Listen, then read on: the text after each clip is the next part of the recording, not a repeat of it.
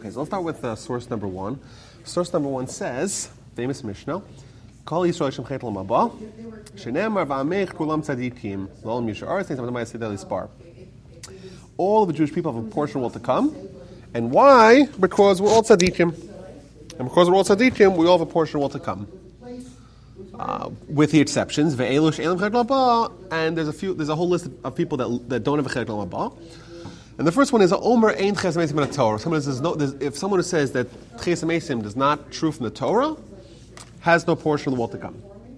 And it gives a list, and we'll go through the ones that it says afterwards a little bit later. So says the Gemara. This I skipped a little bit, but the Gemara says first Gemara on after the Mishnah. V'kol kach lama. Why is it so strict to say that someone who doesn't believe that Tchias HaMeisim in a Torah, they lose their Olam Haba? Says the Gemara, Tana, they taught, who kafar b'Tchias HaMeisim? He was kofar, he rejected Tchias HaMeisim. Lefikach lo yiyeh lo chelik b'Tchias HaMeisim. Someone was kofar in Tchias HaMeisim. He says don't Tchias HaMeisim in a Torah, and therefore he doesn't have Tchias HaMeisim, which the Gemara obviously understands is Olam Haba. So this is the source. When people say that Tchias HaMeisim and Olam Haba are connected, this is the best source, because the Gemara clearly says, Mishnah says, someone who doesn't believe in Tchias HaMeisim is no Chet Olam Haba. The Gemara says, why? Because it's Mida Chet Mida. He doesn't believe Tchias HaMeisim, he doesn't get Tchias HaMeisim. You don't want it? You don't want to participate? You don't have to participate. You want to opt out? Sure. It's within your rights. But you opt out? You opt out. So, here we see, so there's two things I want to take out from this source number one. Source number one is, item number one is that Jews are tzaddikim, and therefore Jews have Chet Olam Haba. Right? If someone's a tzaddik, they have Olam Haba. If someone's not a tzaddik, they don't have Olam Haba. And Olam Haba is connected to Tchias HaMeisim. So thus we can say, fairly, that who has Tchias HaMeisim? Tzaddikim. If someone's not a tzaddik, they don't have Tchias HaMeisim. Is that right? Makes sense? Yeah. If tzaddikim have Olam Haba, and Olam Haba comes via Tchias HaMeisim, and only tzaddikim have Olam Haba, therefore only tzaddikim have Tchias HaMeisim. That's and if you had a doubt about it, I have source number two there to bolster it. This is also from the Gemara Sanhedrin. Tana de Belio, tzaddikim she'as at Kodesh Baruch Yosam, the tzaddikim of Tchias HaMeisim, einam chozim l'rafam, they don't die anymore. So once again we see that this is exclusively for tzaddikim. And if you want to take a little peek a little bit later on source number, which source is it? Source number 7. If source number 7, just skip ahead, you'll see that there it's also talking about Tchias HaMeisim. And it also says and invokes at the end, they have a bold, it says tzaddikim. Tzaddikim who die and they come back by Tchias HaMeisim. So that's established. That who gets Olam Haba, tzaddikim, and therefore only tzaddikim have Tchias HaMeisim. Okay.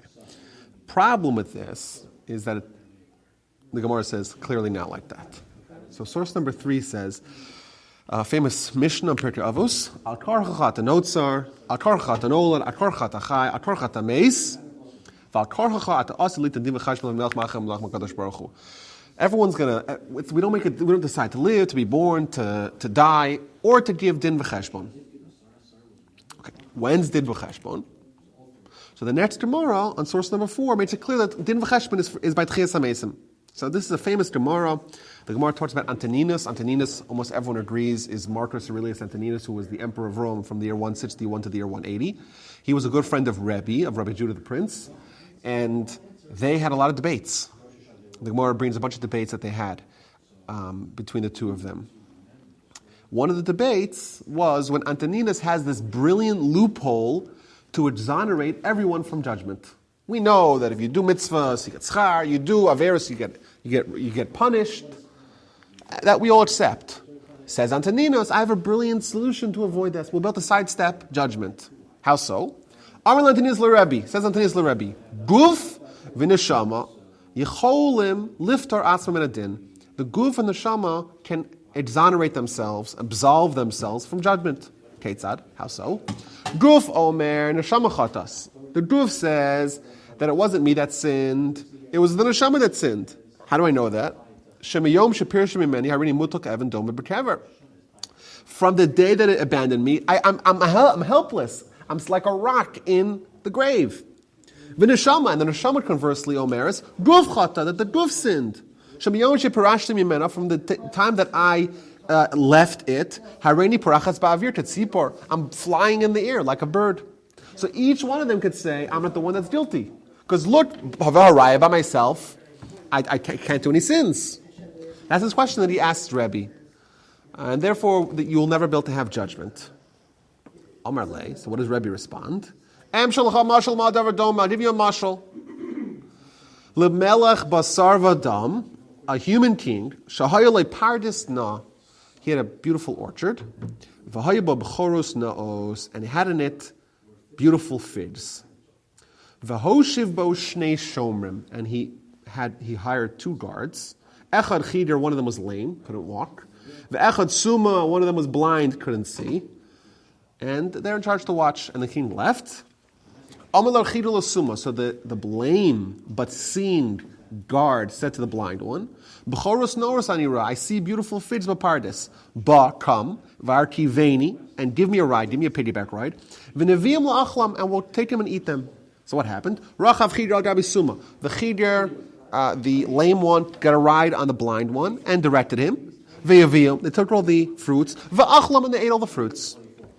Liyamim, sometime later, Ba bala pardes, the king came back. Amar lahem, B'choros knows heichan hein. Where are those figs that I tasked you with watching?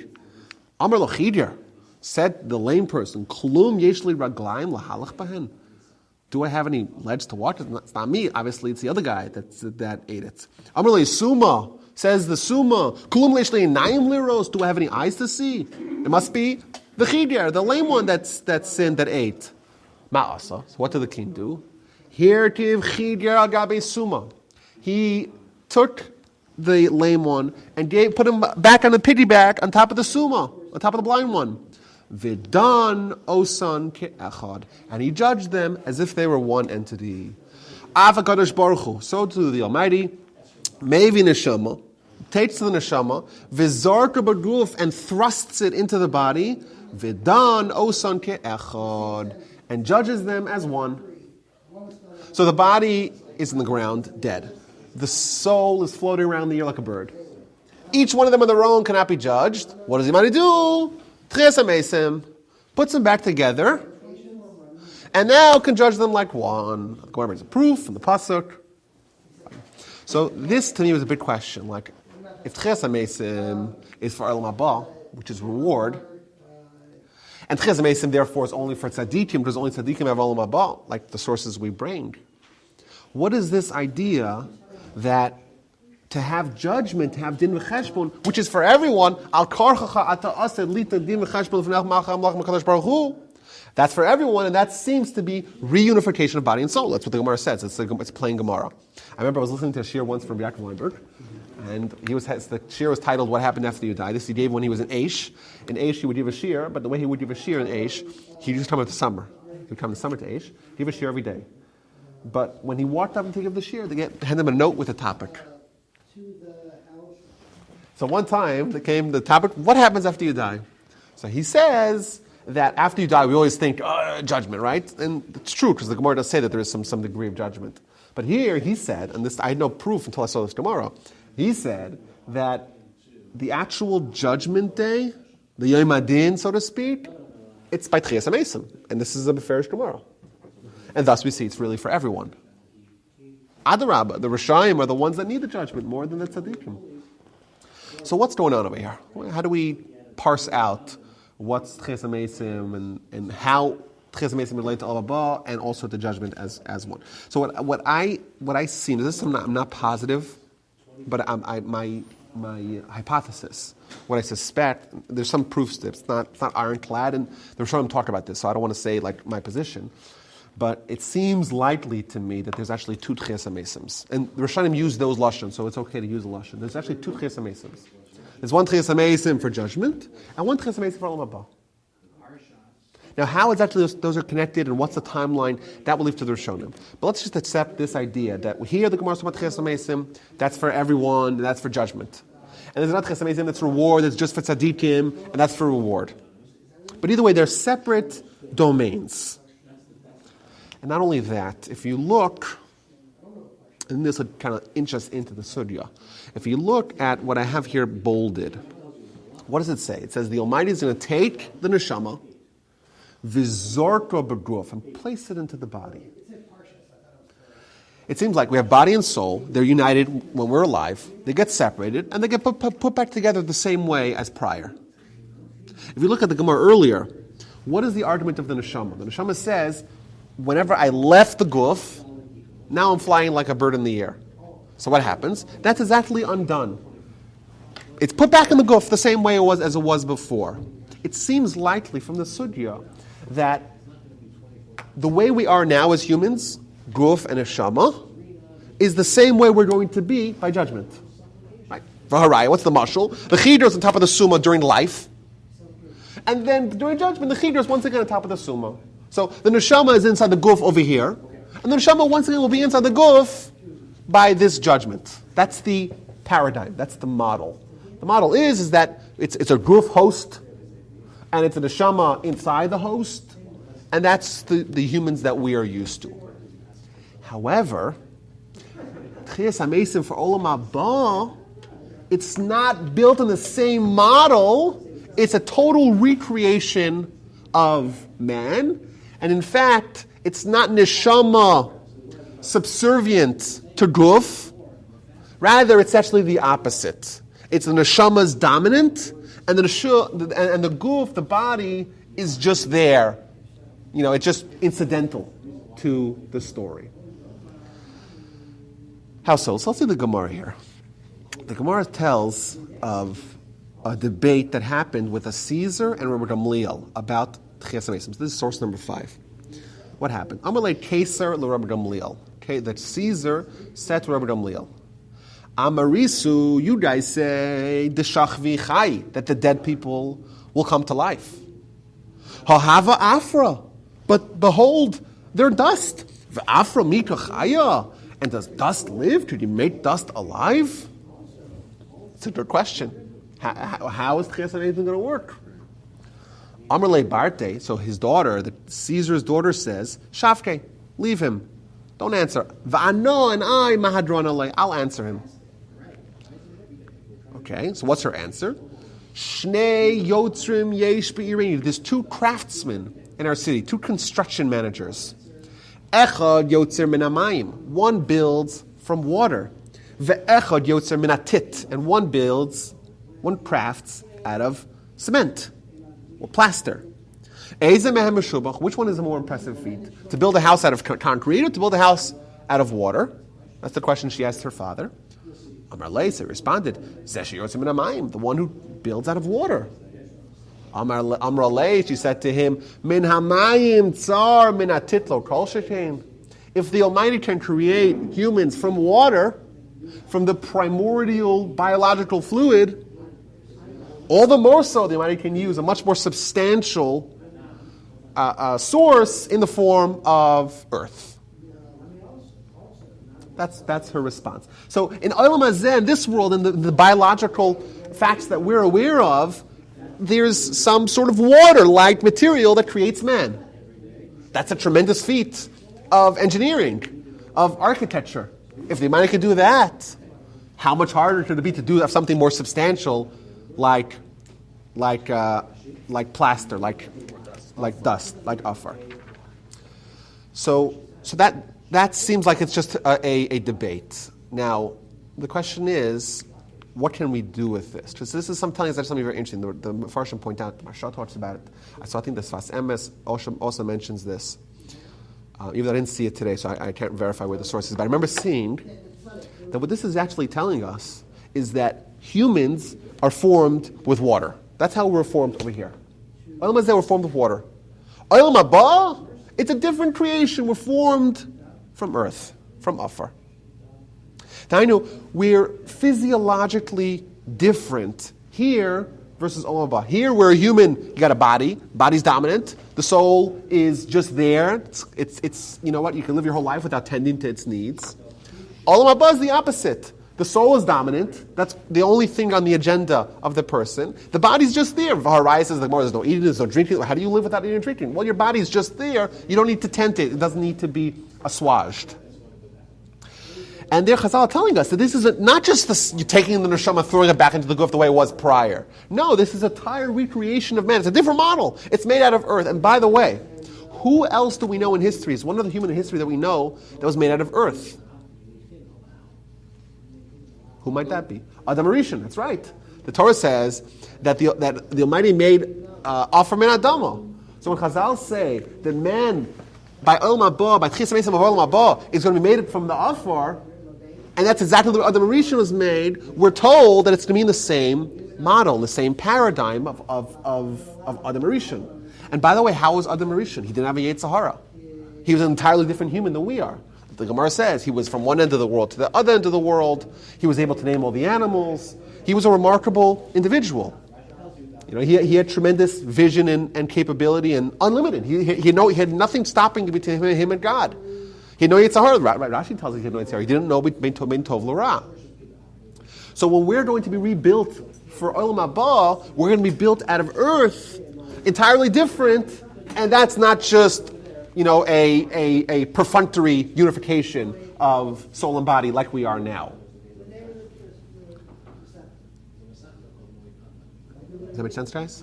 So far? Very interesting. So we're going to be like Adam Rishon with no Yetzer Hara. So how does this work? So we see maybe a link between Tchias HaMesim and Olam Haba, two kinds of Tchias HaMesims. What I want to explore now is the continuum. So we have life over here. Our actions over here matter vis-a-vis our capacity to get to Olam Haba. But I want to kind of examine this continuum of life and then death, and then Tchias HaMesim and Olam Haba, or those two are united, or they're one and the same, or maybe Tchias HaMesim is just the shift, and Olam Haba is the reality. However you want to explain this. So we're told a very interesting, very famous Mishnah in Pirkei Avos, on source number 6. Rabbi Yaakov Omer, Ha'olam hazeh doma leprostar. This world is comparable to a prostar. Prostar is like a corridor. B'fnei ha'olam haba, before Olam Haba, hastein atzmacha b'prostar. Prepare yourself, fit yourself in the prostar. Kadesh tikanos letraklin, so that you are able to enter the traklin. So what we're told is that this world and Olam Haba are also united, in that you have to prepare yourself here before you get to there. Now, what do you do to prepare yourself to ensure that you're worthy? That much is unclear, right? Can we figure out a way, or at least a model of explaining how we prepare ourselves in Olam Hazeh, that way we can enter Olam Haba properly? Because we see it's only for tzaddikim. So essentially the question is, how do you make yourself into a tzaddik? But also, once you're a tzaddik, so what now? Like, how does the development, what happens in the interim, for example? You're a regular human the way we are, and then you die, and then there's Tchias HaMesim, and you're recreated from scratch, like Adam Rishon. So what happens in the interim? What happens when you're dead, really? It's just a waiting period? It's an interesting question. So look at source number 7 here. It's interesting that the Chazal point out that the non-Jews were fascinated with Olam Haba. That's why you see the Caesars asking a bunch of questions. And here's one from Cleopatra. Sha'ala Cleopatra Malchusas Rabbi Meir. The Queen Cleopatra asked Rabbi Meir. Amr, she said like this. Yadana, I know, I agree, Dechayi Shachvi, that those that are dead will come to life. And she quotes the verse, right? Ve'etzitzu me'ir ke'esav ha'aretz. Fine, she agrees to that. But what's her question? Ella, rather, kishehim omdim, when they come to life, omdim arumim, do they arise naked? O bilvusheim, or do they rise with clothing? And incidentally, when the Rambam, in his famous treatise on reward and punishment, and he talks about Olam Haba, he says that instead of people asking what Olam Haba really is, they ask nonsensical questions as, are they naked or not? He says that's a nonsensical question. But the Gemara does obviously hold that there's some value to this question. Decent question. You're going to come back to life, dressed or undressed. And by the way, this also lends credence to the idea that Olam Haba, well, okay, that doesn't explicitly mention Olam Haba, so let's hold off that. So that's not necessarily proof. Amar Allah, so what's his response? Kal v'chomer mechita. Very bizarre response. He makes a kal v'chomer from mechita, from a wheat. Umachita, just like wheat, nikvera, when it's buried aruma, it's buried naked, bereft of any chaff.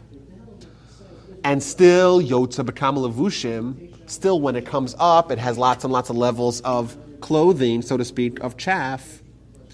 Tzadikim, the tzadikim, shenikvarim b'levushehem, al achas kama v'kama. Tzadikim that are buried with their clothing, how much more so do they emerge with clothing? So first I want to point out, the thing that he brings an example is a chita, right? Chita is wheat, and wheat, you drop the wheat in the ground, and it comes out with lots of levels on top of it. He could have said for the same price, apples, right? Apple, you drop an apple pit, and the pit emerges with also covered, right? So the Mefarshim talk about that chita, according to one opinion in the Gemara, several Gemaras talk about this, but chita was the same, what was the fruit that Adam Rishon ate from the Eitz Hadas. And therefore, this is somehow linked, that somehow, means so it's not random, but either way, I think the imagery is very powerful imagery. We're comparing the tzaddik in his life to a seed. The seed's dropped into the ground, the seed, i.e., is buried, and then it comes out, it blooms, it blossoms, it emerges. Now, if I showed you a seed, you wouldn't necessarily know what fruit or produce it is connected to. Right? And not only that, a seed has in it maybe it has the inherent, the latent capacity for everything that emerges, but it's not quite the same thing, right? You drop in the seed is not necessarily edible. A seed is not necessarily, and it looks the same as the final product, even though it has kind of the same DNA. It has the same qualities, but it gets expanded, and the potential gets developed when it's in the ground. And we're told that tzaddikim, you drop them in the ground, and when they come out, they're going to come out in the same manner. But what does that also tell us? That also tells us that depending on what kind of seed is put into the ground, an exact replica of that, maybe at a bigger scale, bigger scope, but a replica of that is what's going to emerge. Means perhaps we can even say that the goal of life here, according to this model, is to make yourself into the best kind of seed, because that when you put that into the ground, that's going to emerge by Tchias HaMesim. And you know what? Not all seeds are the same. I would say not even, there's different variants of wheat, and you know, some of them are better, some of them are worse, some of them are healthier. We know, GMOs, but even Paro, right? Paro sees, there's the emergence of the really healthy and robust stalks, and then there's the Nebuchadnezzar ones, right? What's the difference? It means there are different environments or different qualities of seeds, you would assume. So it's not all the same. So that's an interesting model, that Olam Hazeh is the corridor to Olam Haba, because Olam Hazeh is the seed that gets full bloom in Olam Haba. It comes to its full potential in Olam Haba. But I wanted to show you here, this is a little bit mind-blowing. The Gemara says this a little bit, a step further, I would say, here, in the Gemara a little bit later on in the Sanhedrin, on source number 8. Amar Rav Tavi Amar Rabbi Yashia, Ma'idich Siv Sha'ol V'Otzer Rechem, Eretz Lo Svei Amayim. So it quotes a verse in Mishlei, in Proverbs. Sha'ol means a grave. Otzer Rechem means the narrow part of the womb. So the Gemara says, V'chi ma'inyin Sha'ol etzel Otzer Rechem.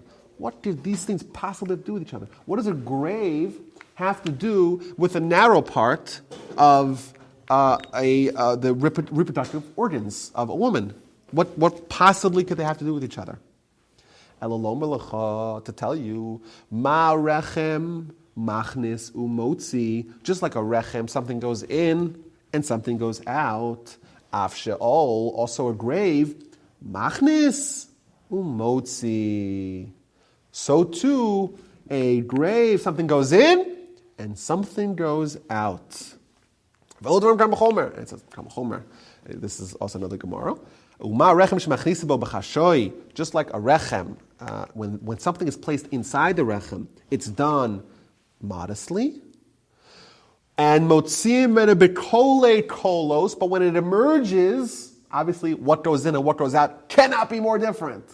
But what emerges, it emerges. It goes in quietly, discreetly. But what comes out screaming and yelling, sha'ol, the grave, shemachnizim bo bekolos, when you put the body into the grave, you make that deposit.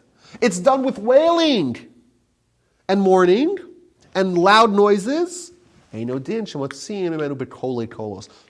much more so will it emerge with tremendous sound and fanfare? The Gemara also says in this is also proof from the Gemara, from the Gemara's linkage of Sha'ol and Ortzarechem, of a grave and the narrow part of the womb. That also is proof to Tchias HaMesim min HaTorah. So to me, it's the same idea that there's a seed going into the ground, and the seed is something that cannot be more different, but it also cannot be more the same than what comes out. Right? You put the seed into the rechem, and you look at that. If you saw that on the floor or somewhere, right? If you just saw it in the lab, you would say this is nothing. You see a baby born; it's an entirely different thing. But on a molecular level, it's exactly the same thing. So too, the kever, the sha'ol, the grave, it's exactly the same thing. You put it in the grave. What's it? It's a dead body, right? But it's not just a dead body; it's your whole life. This is the process. This is the Olam Haba says the prosder. You drop it in, and then what comes out is the same thing, but is an entirely different, unimaginably different, even though it's at the core the same thing. Not only that, look at source 9 and 10. Interesting to you that's the source of Tchias HaMesim in the Torah. That's it right there. But it's still hidden, right? But the Gemara also brings 10 other sources. Okay. The Gemara reads a bunch of other sources. This is incidental. This is actually after the Gemara's finished with all sources. It says, here's another raya. But it brings multiple sources. This is the tshuva. It's like a funny lesson. Yeah. Like, and if you have anyone who bothers you, like there's no Tchias HaMesim in the Torah, you show them this. Right. This drush. And it's funny because it is from Mishlei. Mishlei, right. But I want you guys to look at this, 10 and 11. I'm sorry, 9 and 10.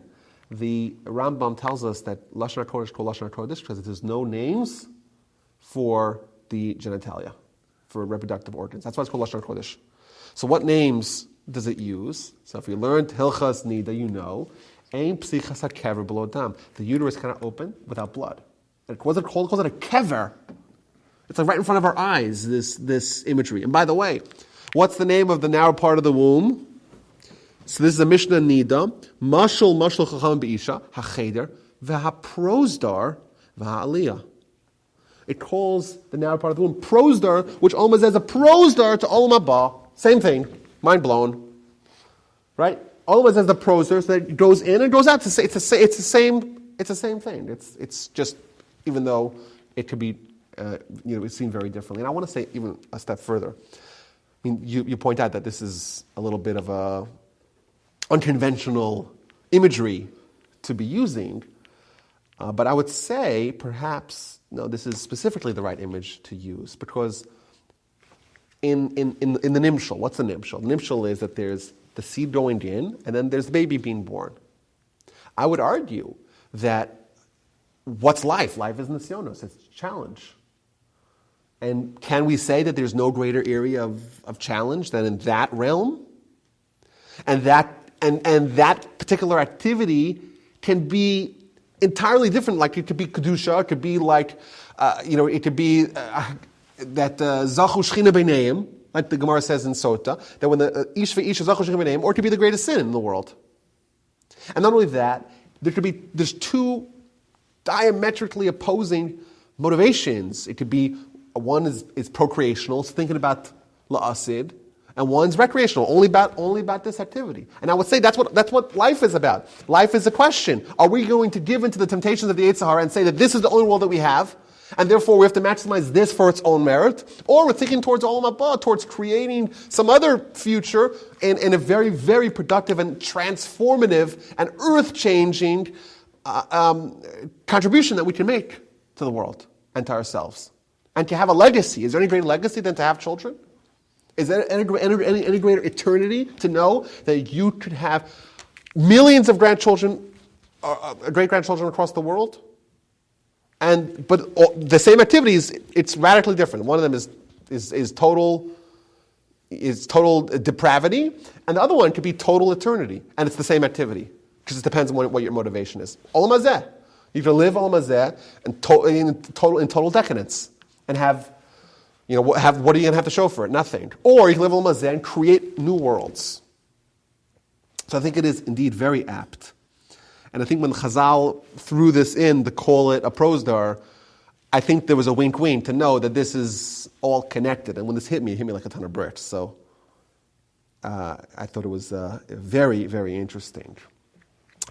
So how do we ensure that we are indeed making the right kind of seed, so to speak, of ourselves, so that when we die, we have Olam Haba? So what did we say at the beginning? We said that someone who doesn't believe in Ches HaMesim doesn't get Ches HaMesim. Now, is that a punishment, or that's just a statement of fact? Can we say that when someone who doesn't believe in Ches HaMesim certainly wouldn't live their life in a way that is reflective of that ideal, and then he gets to Olam Haba and he's not a good candidate? Not because he's punished. It's because Olam Haba is for, so to speak, citizens of Olam Haba, people that actually believe in these ideals, believe in the spiritual world. If someone doesn't live their life in the spiritual world, so then what seed are they depositing? Earthly. The paradigm of our world that we have today, where the body is dominant and the soul is just there, keeping you alive, and you're not even aware of it. Okay, you get to Olam Haba, your soul is not at all at the forefront. Okay, so Olam Haba is a world of souls, you're just not a good candidate. Can we say that our goal in this world, in Olam Hazeh, is to make ourselves either a citizen already here of Olam Haba, and thus, what do we put into the ground? Of course, it's not going to be what it's going to develop into over the course of our kever, but there's something there of identification of soul as core essence of our identity, and therefore, I'm a candidate, I'm a citizen for Olam Haba already here, and they get to Olam Haba, and they welcome me in because I've earned it, so to speak. I would say perhaps we can say that when the Gemara says that Olam Hazeh are like opposites, that it's Olam Hafach Ra'isi. They're just opposing worlds. People are looking at the world entirely upside down. Now, people in Olam Haba are looking at our world upside down. People over here are looking at Olam Haba upside down. And that just, who's right, who's wrong, the Gemara says is that we think they're crazy, but really we're the ones who are crazy. If we were all suspended from the ceiling by our feet, you could make the argument that we think that everyone else is not. That's not like that. It's crazy. Perhaps we can say that our goal here to become a prosdar, to get ready, to hastir natzcha, fix yourself before Olam Haba. In this, you have a prosdar to get ready to kind of align yourself with Olam Haba. You align yourself with Olam Haba, you make that deposit with your death, and thus you can emerge in Olam Haba. Now, so that's kind of the big picture. But it also says that tzaddikim, to be a tzaddik. What does the word tzaddik mean? I was thinking about this today. Perhaps we could say that what does the word tzaddik comes from the word tzedek? It means just. It means righteous, but it means also like upright. Perhaps we can say that indeed, like using this model, that like in Olam Haba, it's all normal. Everyone's standing, everything's right side up. Here, everything's upside down. To become a tzaddik is to someone who becomes justified, who becomes normalized, who achieves sanity. Here, and thus, in Olam Haba, they're sane and they're admitted. Someone who stays like this world, stays crazy, okay, then they're just not a good candidate. But the Gemara also says here, so I have here in source Source 11, the Gemara says, someone who says Amen, Kol mi shehu oneh Amen b'olam hazeh, Zocha la'anos Amen la'olam haba. They made this into a song, even though they changed some words. Like there's Jewish songwriters. Jewish songwriters love to take liberties with the words of Chazal and say, let's make it fit into the beat a little bit better. If someone says Amen la'olam hazeh, they get to say Amen la'olam haba. What does Amen mean? Amen is recognition of God. It's from the word emunah. Perhaps we can say that at the core of becoming a tzaddik is to have emunah. By the way, there's a source to that, right? V'tzadik, what's a tzaddik? Be'emunah, so yicheh. Someone who lives with emunah, someone who lives with the recognition of God, is obviously someone who's right side up. They're living with the Olam Haba principles, with what their neshama holds in high regard. And thus, someone says Amen is someone who recognizes that. And you say Amen here, then you'll say Amen Olam Haba. It's the same thing. Because you are an Olam Haba kind of person here, and thus you get to Olam Haba, you're a candidate. What about the people that lose their Olam Haba? Well, someone who loses their Olam Haba is someone, like the Gemara says, Ve'elu she'elim chet Olam Haba.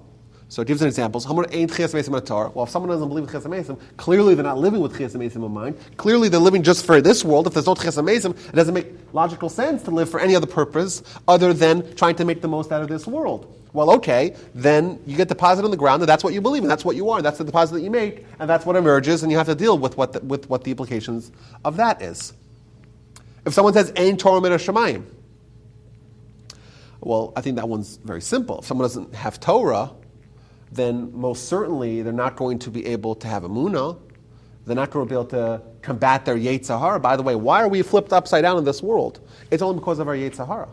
The Yetzer Hara is the one that causes the choshech. It causes the obscurity in this world. And therefore, if someone doesn't have Torah to combat the Yetzer Hara, then there's no way that they could change their mindset to the Olam Haba mindset, and they'll be stuck with the Yetzer Hara mindset. And of course, they won't be able to get Olam Haba. Now, there's another one here. It says that if someone undoes their bris milah, apikoros. Let's do apikoros first. What's an apikoros? So the Gemara says on source number 13, apikoros k'gon man. What's an apikoros? Amar Rav Yosef k'gon hani de'amri mai ahana le'Rabbanan. Like those people that say, what do the rabbis do that's productive in the world? A lot of people, I think, today believe that. Now, why is that punishable by loss of Olam Haba? I think this is the same thing. When someone says, what have the rabbis done for us? What is that? It's not necessarily the great worst sin in the world. Is there a prohibition in the Torah to say not to say, what have the rabbis done for us? No, not necessarily. It just means it reveals what their priorities are. It reveals that someone like this clearly doesn't value any spiritual pursuit. What have the rabbis done for us? What have they contributed to the world, right? They're not building out, sorry, I didn't mean to do that, but they're not building businesses or being productive in a physical, materialistic sense, and therefore I see no value in their contribution. Well, someone who sees no value in their contribution is clearly not someone who's living with the ideals of Olam Haba, with emunah, so to speak, as we call it emunah. And therefore, okay, you don't have emunah, you're not a tzaddik, in the sense that would give you a portion in Olam Haba. You're not living with Olam Haba as a goal. You're not preparing yourself in this prosdar. Okay, so the same thing that goes into the prosdar will come out of the prosdar on the other side. Someone, this is not on the notes here, but someone who undoes their bris milah also loses their chelik in Olam Haba. Perhaps we can say that Kol Yisrael Shechem Olam Haba.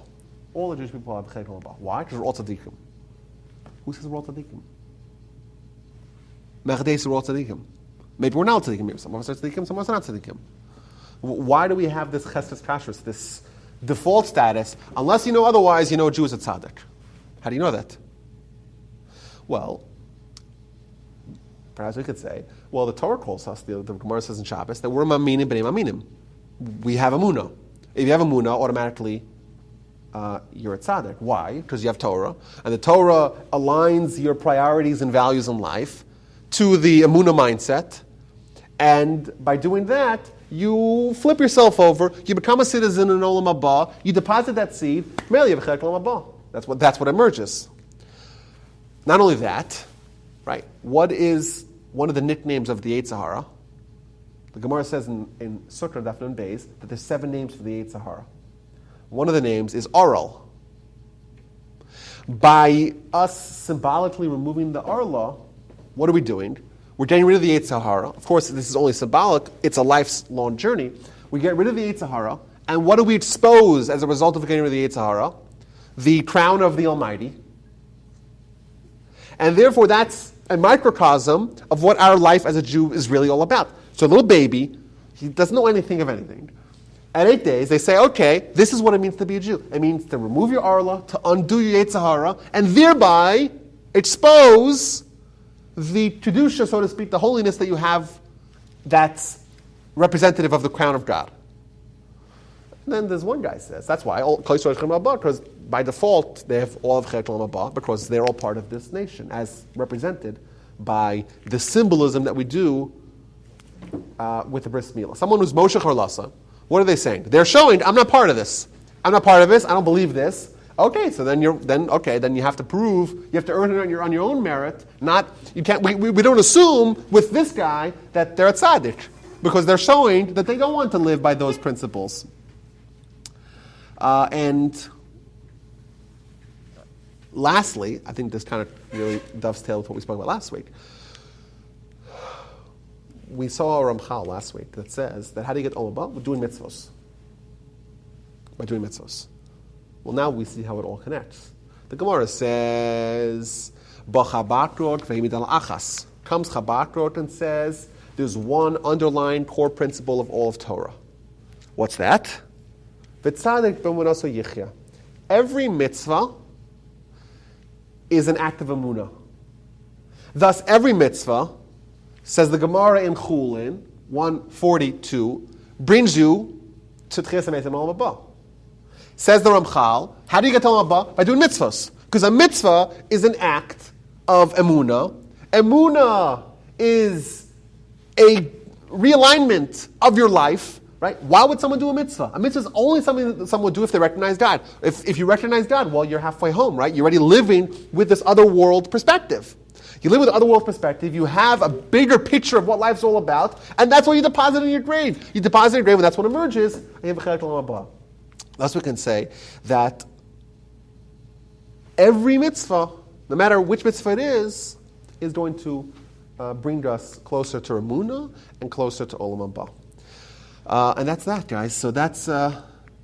I think we could say, I think it does connect a lot of the dots that we kind of have had scattered of how Tchias HaMeisim actually works, and what's the process, and what's the model, and how do things, what's the progression.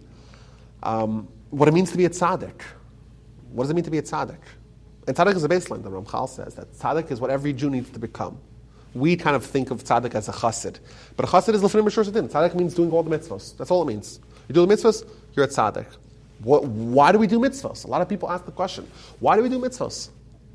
Why should you do mitzvahs? Does the Almighty really care? How many times I got that question? Does the Almighty really care if I eat a cheeseburger? Why should be worried about bigger things? No, it's for us. It's not for the Almighty. The Almighty is telling you, do these mitzvahs. By doing these mitzvahs, you're achieving the proverbial bris milah, like arlas levavchem, probably that's what it means. You're getting rid of the Yetzer Hara, because you're doing something with the recognition that God exists, and there's this other world out there. By doing that, well, what are you undoing? You're undoing Yetzer Hara's mindset that he implants upon you. And thus, when the Yetzer Hara's impact is entirely neutered, when we're like Adam Marisha didn't have a Yetzer Hara. The Yetzer Hara, the Gemara says in Sukkah, is slaughtered. There's no Yetzer Hara. Okay, well, to the degree that you're still haven't aligned yourself to the Emunah mindset, well, then you're not a good candidate for Olam Haba. Okay, guys.